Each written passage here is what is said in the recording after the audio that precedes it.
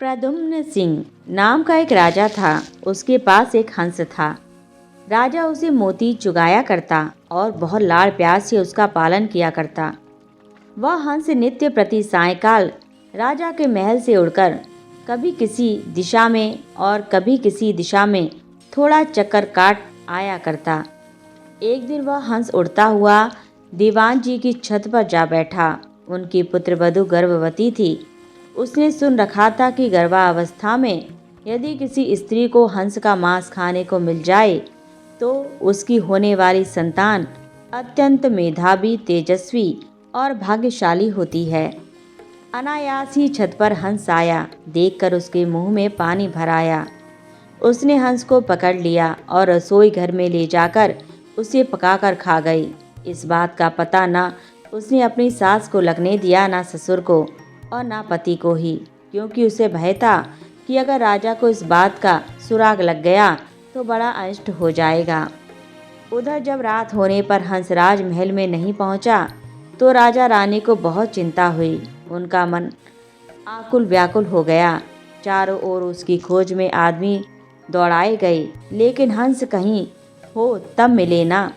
राजा ने अड़ोस पड़ोस के शहरों कस्बों में भी सूचना कराई कि अगर कोई हंस का पता लगा सके तो राज्य की ओर से उसे बहुत बड़ा पुरस्कार दिया जाएगा। 10-20 दिन निकल गए, कुछ भी पता नहीं लगा। चूंकि वह हंस राजा और रानी को बहुत प्रिय था, अतः वे उदास रहने लगे। एक दिन एक कुट्टनी राजा के पास आई और बोली कि वह हंस का पता लगा सकती है, लेकिन उसे थोड़ा सा समय चाहिए। राजा ने कहा, मेरे राज्य के पंडित, जोशी, हाकिम, हुक्काम और मेरे इतने सारे गुप्तचरों में कोई भी पता नहीं लगा सका, तुम कैसे पता लगा सकोगी? कुट्टनी ने कहा, मुझे अपनी योग्यता पर विश्वास है। अगर अन्नदाता का हुक्म हो तो एक बार आकाश के तारे भी तोड़कर ले आऊं। आप मुझे थोड़ा सा समय दीजिए और आवश्यक धन दे दीजिए, उसे वापस ला सकूं या नहीं, लेकिन मैं आपको विश्वास दिलाती हूँ कि उसका अता पता अवश्य ले आऊंगी। राजा ने स्वीकार कर लिया और कुट्टनी अपने उद्देश्य की सिद्धि के लिए चल पड़ी। सबसे पहले कुट्टनी ने यह पता लगाया कि शहर के धनिक घरों में कौन कौन स्त्री गर्भवती है। उसे पता था कि गर्भावस्था में किसी स्त्री को यदि हंस का मांस मिल जाए तो वह बिना खाए नहीं रहेगी। साथ ही यह भी जानती थी कि साधारण घर की कोई स्त्री राजा का हंस पकड़ने का साहस नहीं कर सकती। खोजते खोजते उसे पता लगा कि दीवान की पुत्रवधू गर्भवती है। अतः उसके मन में संदेह हो गया कि हो सकता है राजा का हंस उड़ते उड़ते किसी दिन इनके घर की छत पर आ गया हो और गर्भावस्था में होने के कारण लोभवश यह स्त्री उसे खा गई हो। कुट्टनी ने सोचा, किसी भी स्त्री के साथ निकटस्थ मैत्री करने के लिए उसके पीहर के हालचाल जानना आवश्यक है। इसीलिए कुट्टनी उसके पीहर के गांव पहुंची। वहां जाकर उसने पीहर वाले सारे लोगों के नाम धाम तथा उनके घर में बीती हुई खास खास पुरानी घटनाओं की जानकारी ली। उसे पता लगा कि दीवान जी की पुत्रवधू की बुआ छोटी उम्र में ही किसी साधु के साथ चली गई थी और आज तक लौटकर नहीं आई। उसने सोचा, अब दीवान जी के घर जाकर उनकी पुत्रवधू की बुआ बनकर भेद लेने का अच्छा अस्त्र अपने हाथ आ गया है। वह दीवान जी के घर गई। उनकी पुत्रवधू के साथ बहुत स्नेह ममत्व की बात करने लगी और बोली, बेटी मैं तेरी बुआ हूँ। हम दोनों आज पहली बार मिली हैं। तुम जानती ही हो कि मैं तो बहुत पहले घर छोड़कर एक साधु के साथ चली गई थी। हाल ही में मैं घर लौटकर आई हूँ और भाई से मिली तो उसने बताया कि तुम यहाँ ब्याही गई हो और तुम्हारे ससुर राज्य के दीवान हैं। यह जानकर मन में तुमसे मिलने की बहुत उत्कंठा हुई तो यहाँ चली आई। तुम्हें देखकर मेरे मन में बहुत ही हर्ष हुआ है। भगवान तुम्हें सुखी रखे और तुम्हारी कोख से एक कांतिवान तेजस्वी पुत्र पैदा हो। मैं परसों वापस जा रही हूँ और तुम्हारे लड़का होने के बाद भाई भाभी को साथ लेकर बच्चे को देखने और उसका लाड़ चाव करने यहाँ आऊँगी। दीवान की पुत्रवधू ने अपने भोलेपन के कारण उसकी बातों का विश्वास कर लिया और बोली, बुआ जी आप आई हैं तो 10-20 दिन तो यहाँ रहिए, जाने की इतनी जल्दी भी क्या पड़ी है। बुआ बनी हुई कुटहनी को और क्या चाहिए था, उसने वहाँ रहना स्वीकार कर लिया। थोड़े ही दिनों में बुआ भतीजी खूब हिल मिल गईं।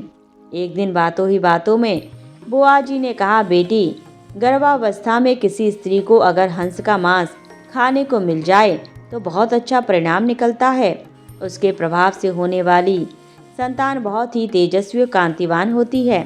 किंतु हंस तो मांस सरोवर छोड़कर और कहीं होते नहीं, इसीलिए यह काम पार पड़े तो कैसे पड़े। यह सुनकर उसने अपने हंस खाने के बाद बुआ जी को सहज भाव से बता दी। सुनकर बुआ ने कहा, बेटी यह अचरज की बात है कि तुम्हारे यहाँ राजा के पास हंस था। तुमने जो कुछ किया वह बहुत अच्छा किया, किंतु तुम्हें किसी के सामने इस घटना का जिक्र नहीं करना चाहिए, मेरे सामने भी नहीं करना चाहिए था। लेकिन खैर, मुझसे कही हुई बात तो कहीं जाने वाली नहीं है, इसलिए जिक्र कर दिया तो भी कोई बात नहीं। कुछ दिन और बीत गए। तब कुट्टनी ने कहा, बेटी अगर भगवान के सामने तुम हंस खाने की बात स्वीकार कर लो तो हंस की हत्या का पाप तो सिर से उतर ही जाएगा, सुपरिणाम भी द्विगुणित होगा। मंदिर के पुजारी से कहकर मैं ऐसी व्यवस्था कर दूंगी कि जिस वक्त वहां तुम सारी घटना बताकर अपराध स्वीकार करो, उस वक्त पुजारी भी वहां नहीं रहे तथा और भी कोई ना रहे, हम दो ही रहेंगी। उसने ऐसा करना स्वीकार कर लिया। कुट्टनी लुक छिपकर राजा के पास पहुंची और बोली, आपसे वादा किया था उसके अनुसार हंस का अता पता लगा लाई हूँ। ऐसा कहकर उसने सारी घटना राजा को बताई। राजा ने कहा, इसका प्रमाण क्या है। वह बोली, फलां दिन आप मंदिर में आ जाएं और हंस खाने वाली स्त्री की स्वीकारोक्ति स्वयं अपने कानों से सुन लें। राजा ने ऐसा करने की हाँ भर ली। नियत दिन समय से कुछ पहले पूर्व योजना के अनुसार कुट्टनी ने राजा को एक जरा ऊंचे स्थान पर रखे हुए एक बड़े से ढोल में छुपा दिया और बुआ भतीजी मंदिर पहुंची। मंदिर का पट खुला था, पुजारी या और दूसरा कोई भी व्यक्ति वहां नहीं था। अब बुआ जी ने शुरू किया, हाँ तो बेटी क्या बात हुई थी उस दिन। दीवान की पुत्रवधू ने घटना आरंभ की। वह थोड़ी सी घटना ही कह पाई थी कि कुट्टनी ने सोचा, राजा ध्यान पूर्वक सुन तो रहा है ना, इसीलिए वह ढोल की तरफ इशारा करके बोली, ढोल रे ढोल, सुन रे बहू का बोल। उसका इतना कहना था कि भतीजी का माथा ठनका। उसे वहम हो गया कि हो ना हो दाल में कुछ काला है। मालूम होता है मैं तो ठगी गई हूँ। वह चुप हो गई। बुआ बोली, हाँ तो बेटी आगे क्या हुआ। इस पर भतीजी बोली, उसके बाद तो बुआ जी मेरी आंखें खुल गईं, सपना टूट गया। जो ही भतीजी की आंख खुली त्यों ही बुआ जी की आंखें भी खुली की खुली रह गईं। उसके पांव तो भतीजी से भी भारी हो गए और उसके लिए उठकर खड़े होना भी मुश्किल हो गया। एक मोहल्ले में दो महिलाएं रहती थीं। एक का नाम था सावित्री और दूसरी का नाम था कांति। दोनों का स्वभाव एक दूसरे के विपरीत था। सावित्री सीधी सच्ची एवं सत्यवादी महिला थी, जबकि कांति फैशन परस्त, झूठी और मतलब परस्त थी। दोनों के एक एक बेटा भी था। सावित्री अपने बेटे का ख्याल खुद रखती थी, जबकि कांति ने घर एवं बेटे के मामूली से कामों के लिए भी नौकरानी लगा रखी थी। सावित्री का पति एक विद्यालय में अध्यापक था, जबकि कांति का पति ठेकेदार था। सावित्री सोच समझकर अपना खर्च चलाती थी, जबकि कांति को सोचने समझने की फुर्सत ही नहीं थी। वह आधुनिक महिला थी। कांति हालांकि सावित्री को कुछ भी नहीं समझती थी, मगर फिर भी वह सावित्री के घर चली जाती। जब भी वह सावित्री के घर जाती तो एक बात वह अवश्य कहती, देखो सावित्री बहन, हमें घमंड बिल्कुल नहीं है, तभी तो मैं तुम्हें अपनी बड़ी बहन समझती हूँ। अरे पैसे का क्या, रिश्ते तो पैसे के बिना भी बन सकते हैं। अब देखो मैं कैसे चली आती हूँ, तुम्हारे प्यार में बंधी हुई, और एक तुम हो, कभी मेरे घर में नहीं आती। यह बात सुनकर सावित्री देवी एक ही जवाब देती, बहन, दिन भर का काम इतना होता है कि फुर्सत ही नहीं मिलती। कहकर सावित्री देवी कांति को टालने का प्रयास करती है। कांति धनी तो थी ही, मगर सावित्री देवी को वह कभी अच्छी नहीं लगती थी। उन्हें कांति मगरूर और चालाक नजर आती थी। वह समझती थी कि कांति किसी दिन उसके लिए मुसीबत ना बन जाए, क्योंकि कांति के घर अधिकारियों, नेताओं के साथ साथ शहर के जाने माने बदमाशों का भी आना जाना लगा रहता था। शायद इसीलिए सावित्री देवी ने एक बार अपने पति से कहा भी था कि वह यहाँ का मकान बेचकर कहीं दूसरी जगह ले लें। एक दिन की बात है, सावित्री देवी का बेटा रामू पानी में खेल रहा था।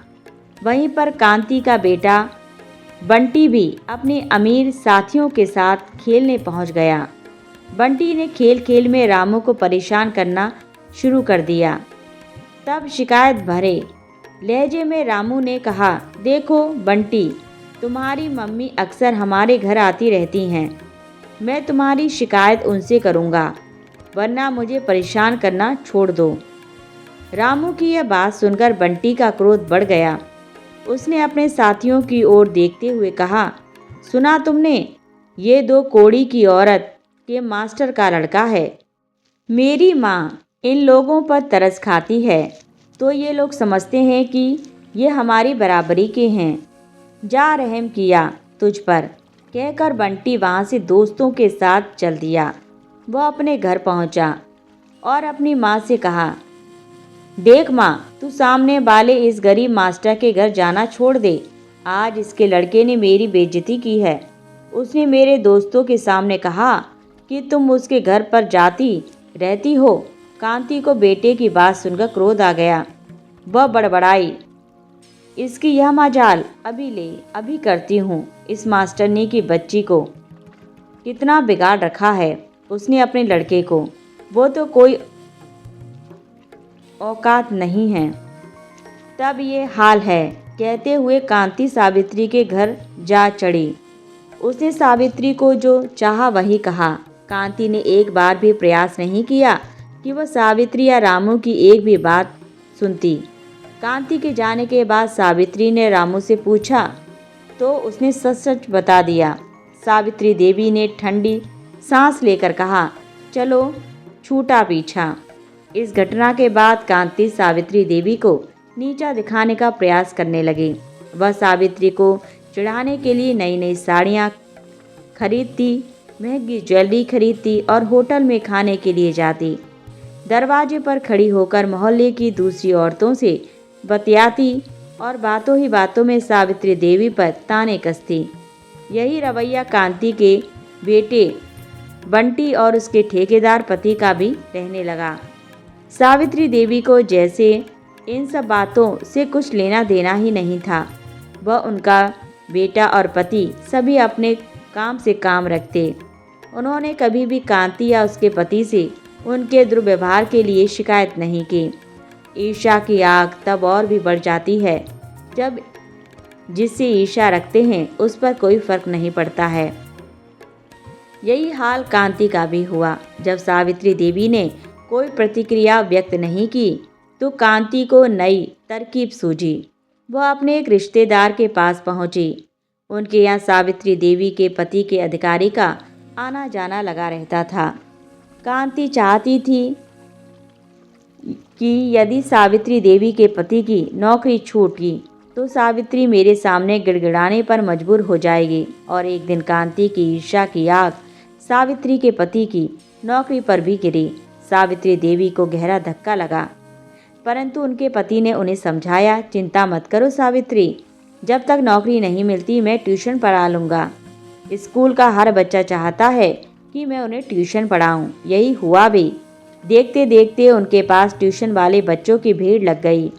अब वह नौकरी से भी अधिक ट्यूशन से कमाने लगे। परंतु कांति तो ईर्ष्या की आग में जल रही थी। वह मोहल्ले की दूसरी महिलाओं से कहती, अरे बहन सावित्री, अगर गलती मान ले तो मैं उसे गले लगा सकती हूँ। आखिर वह मेरी मुंह बोली बहन है। सभी महिलाएं कांति की हाँ में हाँ मिलाती, उसके साथ सावित्री की मजाक बनाती और फिर वहाँ से चली जाती। कांति को लगता कि मोहल्ले की सभी महिलाएं उससे प्रभावित हैं। जब कांति ने देखा कि नौकरी छूट जाने पर भी सावित्री के परिवार पर कोई फर्क नहीं पड़ा, तब उसकी ईर्ष्या दो गुनी बढ़ गई। वह उन्हें परेशान करने के लिए पुनः युक्ति खोजने लगी। महीना दो महीना ही गुजरा होगा कि एक दिन कांति के पति ने पुलिस इंस्पेक्टर को अपने यहाँ दावत पर बुलाया। कांति के मस्तिष्क में एक योजना ने जन्म लिया। जब वह इंस्पेक्टर दावत खाकर वापस जाने लगा, तब कांति ने बुझे मन से कहा, भाई साहब एक बात कहूँ। इंस्पेक्टर कांति की ओर देखते हुए बोला, हाँ हाँ बिल्कुल कहो भाभी जी, बताइए हम आपके किस काम आ सकते हैं। कांति अपने होठों पर जहरीली मुस्कान लाती हुई बोली, शर्म आती है क्योंकि मोहल्ले की बदनामी है, मगर बुरा कार्य देखकर चुप भी तो नहीं रहा जा सकता। हमारे सामने वाले घर में चकला चलता है। पुलिस इंस्पेक्टर ने कांति की ओर देखते हुए कहा, अगर ये बात सच है तो फिर आप फिक्र ना करें भाभी जी, मैं इन लोगों को गिरफ्तार कर जेल भेज दूंगा। और फिर कांति ने मनगढ़ंत कहानी सुनाते हुए कहा, बहाना सिलाई सिखाने का है और नई नई लड़कियां पता नहीं कहां कहां से बुलाती है। कुछ ही दिन बाद पुलिस ने सावित्री देवी के घर पर उस समय छापा मारा जिस समय लड़कियां सिलाई सीखने आई हुई थीं। पूछने पर पुलिस ने बता दिया कि वो अपने घर पर गलत काम करती है। सुनकर सावित्री देवी के पैरों तले से जमीन खिसक गई। उसकी समझ में नहीं आ रहा था कि ईश्वर इनकी कैसी परीक्षा ले रहा है। वह अपने दरवाजे पर खड़ी पुलिस कार्रवाई देख रही थी। थोड़ी देर बाद पुलिस इंस्पेक्टर सावित्री देवी के पास पहुंचा और दोनों हाथ जोड़ते हुए बोला, सॉरी बहन जी, हमें किसी ने गलत सूचना दी थी। हमें आपका घर देख लेने के बाद ऐसा कुछ भी प्रतीत नहीं हुआ जैसा कि बताया गया था। पुलिस के चले जाने के बाद सावित्री देवी ने नीले आसमान की ओर हाथ जोड़कर कहा, हे ईश्वर, हमने कभी किसी का बुरा नहीं चाहा है। हमें विश्वास है कि हमारे साथ भी बुरा नहीं होगा। कुछ दिन बाद अचानक कांति सावित्री के घर पहुंची। वह उस वक्त हड़बड़ाई हुई थी। खौफ उसके चेहरे से झलक रहा था। अभी सावित्री ने पूछा भी नहीं था कि वह स्वयं ही गिड़गिड़ाने लगी, मुझे बचा लो बहन, हमारे घर पर विजिलेंस वालों ने छापा मार दिया है, किसी तरह उन्हें धोखा देकर आई हूँ। उसने सावित्री को पोटली देते हुए कहा, बहन यह कुछ गहने और नकदी है, अपने घर में रख लो और अगर चाहो तो बाद में आधा आधा बांट लेना।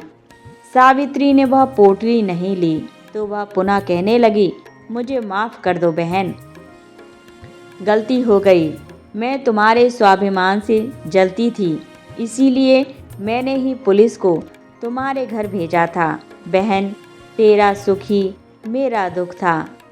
अभी कांति ने बात पूरी ही की थी कि तभी दो पुलिस वाले उसका हाथ खींचते हुए ले गए। सावित्री ने नीले गगन की ओर हाथ जोड़कर कहा, भगवान तेरी लाठी में आवाज़ नहीं होती। प्रिय दर्शकों, आज की यह वीडियो यहीं संपन्न होती है। आपको हमारे द्वारा सुनाई गई कहानियाँ कैसी लगी? यदि अच्छी लगी हो तो वीडियो को लाइक करना बिल्कुल भी ना भूलें और इसी प्रकार की यदि आप भविष्य में वीडियो देखना चाहते हैं तो हमारे चैनल को सब्सक्राइब करना बिल्कुल भी ना भूलें। यदि वीडियो पसंद आया हो तो वीडियो को लाइक ज़रूर करें। पूरा वीडियो वॉच करने के लिए धन्यवाद।